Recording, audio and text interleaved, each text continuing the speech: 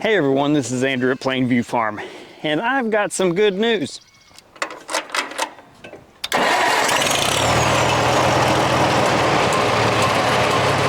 The old ugly M is running again. All right, let me show you what I did to it. Hopefully the sound of this engine burning oil isn't too loud for you. Put a new coil in it and a new electronic ignition module. It's in the distributor right there. I've got a Delco distributor, upright distributor on it. I also replaced the battery cable. Earlier on, I replaced the starter solenoid.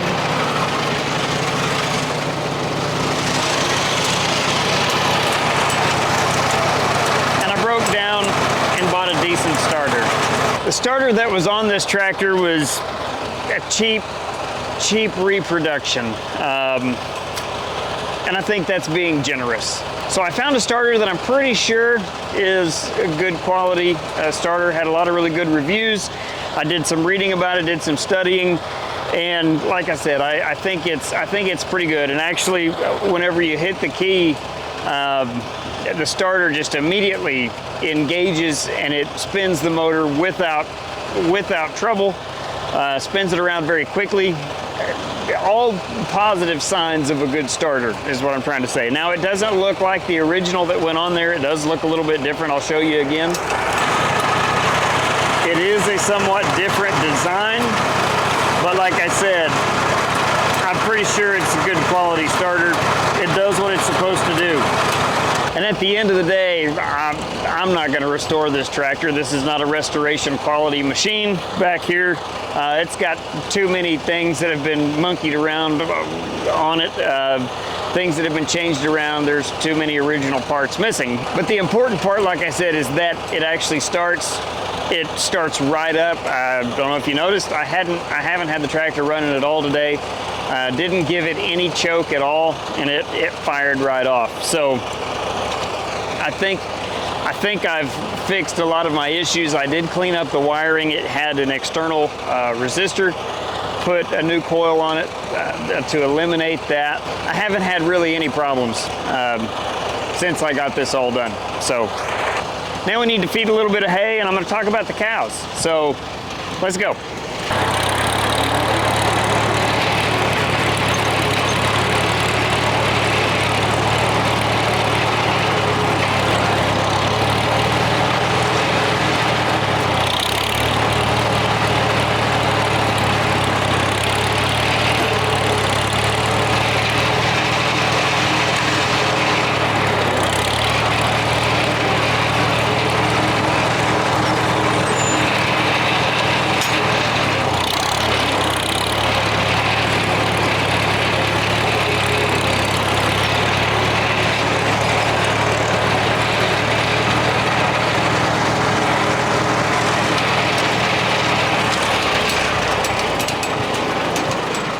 And for some of those that are new to the channel, I'll go ahead and point out a couple things really quick about this old Farmall. This is a 1948 Farmall M. It's got a coat of primer over the red.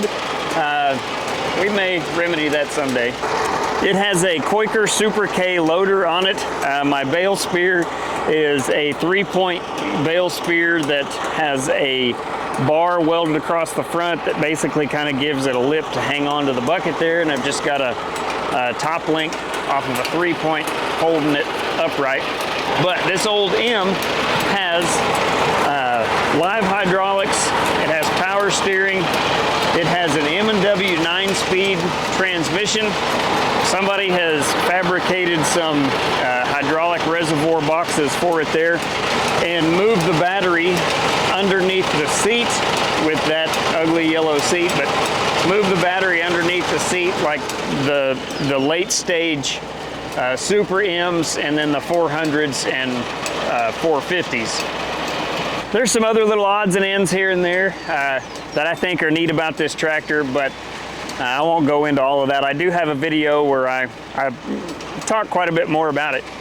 She's an ugly old girl, but she's mine.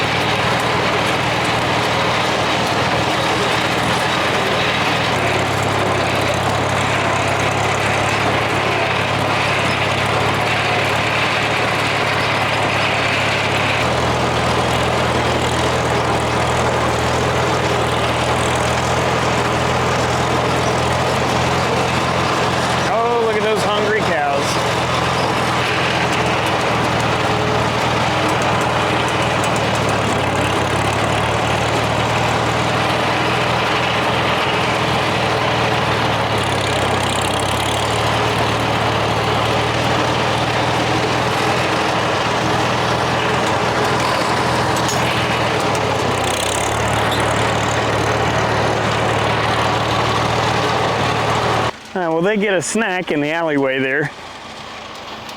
We'll go ahead and open up this bale of hay.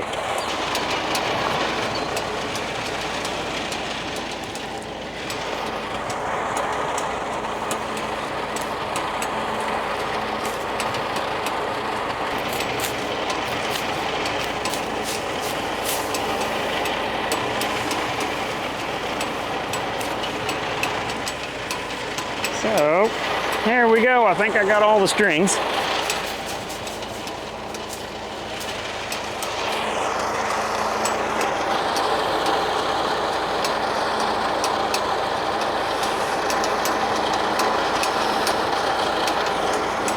So these are 4 by 4.5 round bales. They're string tie, as you just saw me cut the strings off, that I bought this year anyway from a local farmer that sells hay.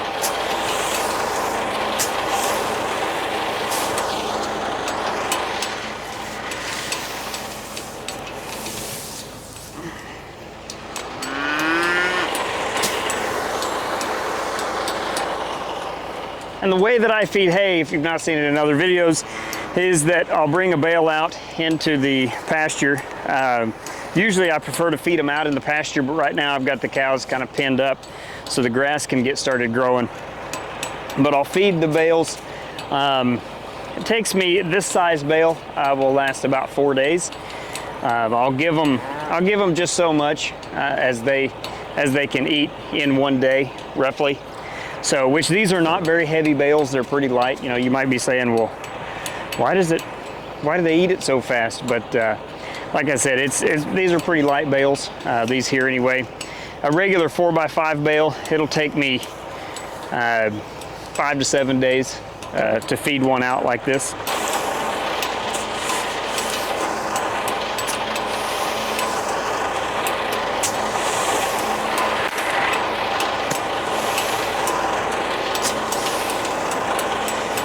So, of the hay supply this year, I bought 30 bales to feed 5 cows and a bull and a handful of calves. And I'm down to 2. This is, there's 1 more left after this one. So, hopefully the grass starts growing soon.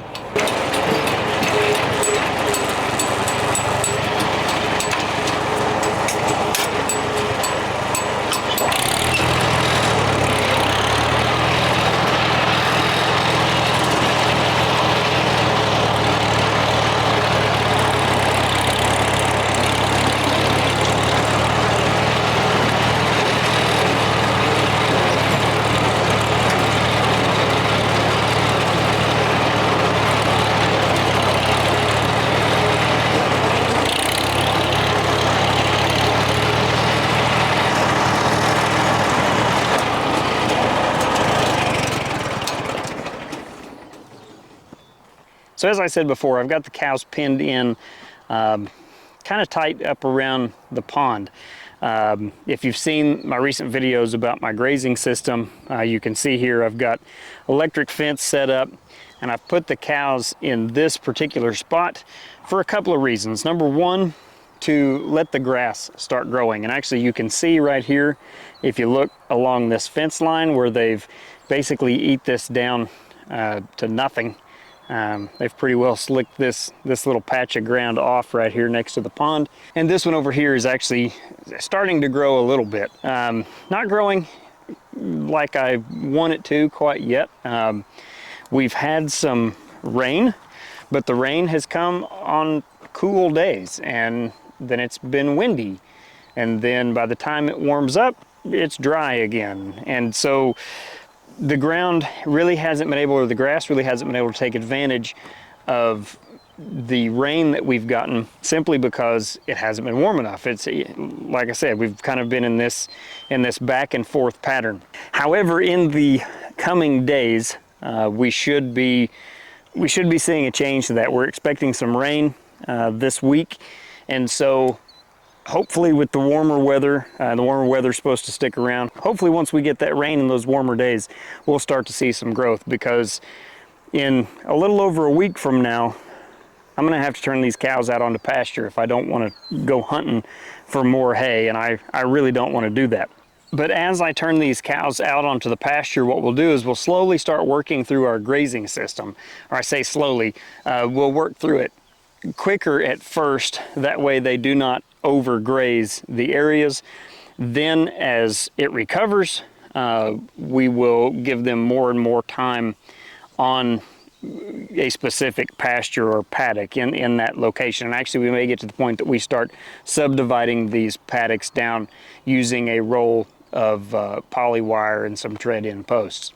There are 5 paddocks in the pond on this end of the property, and they range 2.5, 3 acres, you know, plus or minus a little bit there. And like I said before, I've got 5 cows and a bull, and right now I've got 1 yearling heifer and then 4 calves. So so that's the amount of pressure, not including the goats and the donkeys right now. So I mentioned there were 2 reasons that I had the cows pinned around the pond. The second reason is I want them to be going down in it and back out of it to get water.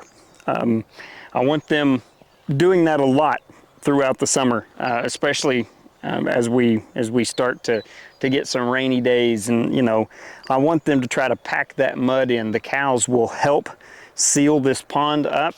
It may take them a while, but that is a method of sealing up a pond. The cow's feet will mash down that mud and help hopefully seal up any holes. I know there's several people that have used cows to do that before. Before I cleaned out the pond, I put the pigs in here, and I just really haven't had a good opportunity to get them back up here, which is one of the reasons why the pigs are not up here. But if the cows are not able to do the job that I think they'll be able to do, you know, we'll probably revisit the pigs coming up to this pond in the future. But one of the things that I do need to do is get the rest of the trees cleaned off of the dam of the pond, off this pond bank back here. Because those tree roots, you know, they can cause problems. And like I said, hopefully the foot traffic of the cows will help to further seal up this pond and the bank. Where it's setting right now is about half full, maybe, roughly somewhere in there. And it's staying in this range. It hasn't really dropped below that. You know, it's kind of held at this point, which is a good sign. So, you know, we're not losing water out of the bottom of it. You know, our water loss is happening along the dam over there. So, at least I'm pretty sure it is. But like I said, the important thing right now is getting some rain and warm days to make the grass grow. So the cows' introduction to the grazing system was kind of interesting.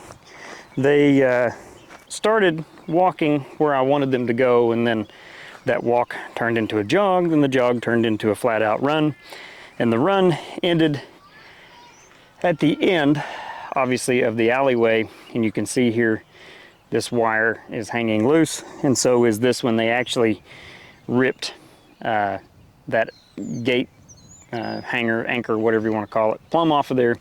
They sprung the springs inside both of these handles, which I'll now have to replace. But, you know, that was their first time going through it. They got excited because they were going somewhere.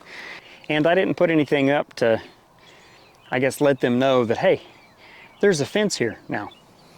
They're used to it all being open, or at least anytime they see a wire, it's a poly wire, you know, it's a reel. They weren't used to the change, but they're getting accustomed to it now. That's definitely for sure.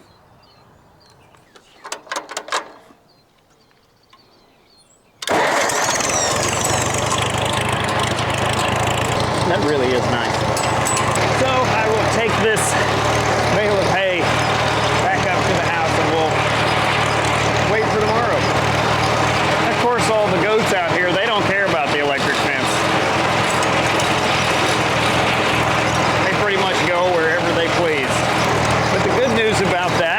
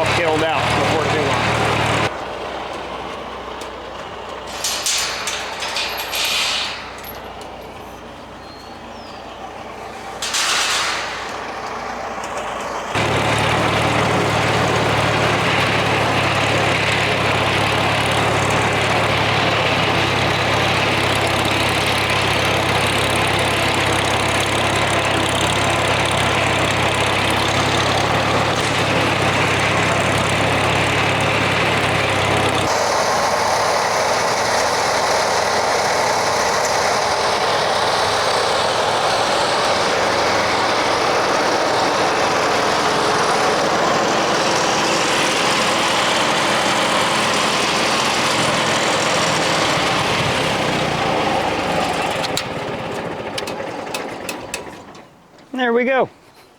Now I know this video may not have been much, but I found it exciting. It was really good to get this old tractor going again and actually be able to use it on the farm, be able to put it to work instead of it just sitting around taking up space. I really do, like I said, I really do like this old tractor. I think it's really neat, neat old machine. Obviously, you know, she ain't a whole lot to look at, but it's pretty cool old tractor either way.